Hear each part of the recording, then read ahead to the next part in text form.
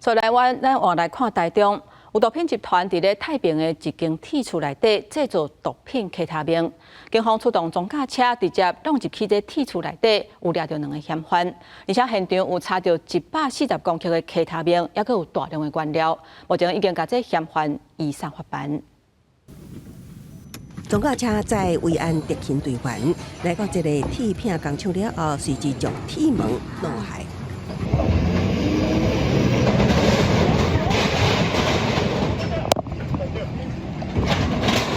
铁门破坏了后，警方随攻坚冲进工厂，发现未着的2名嫌犯。工厂内全拢是制毒器具，警方也找到制毒笔记等相关证物，甲大批塑胶桶底的制毒原料。嫌犯也将桶仔外打的标头是清洁剂，也是化肥营养剂，就是秘密杂质。刑事局中大中心去年10月接到chứng主，这个制毒集团以台中太平一个工厂铁厝作为制毒场所。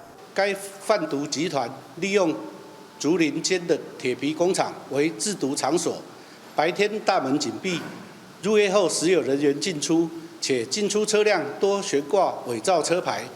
警方表示，现场查获140克开他命成品，另外也查获20公升底的制毒原料有58桶。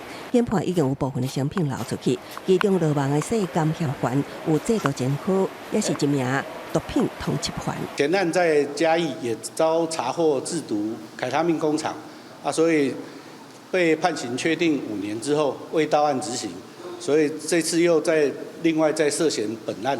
因为开他命是3级毒品，警方以违反毒品危害防治条例上班，2个人获检方审押核准了起诉。检警当咧扩大追查毒品的流向。公视新闻采访报道。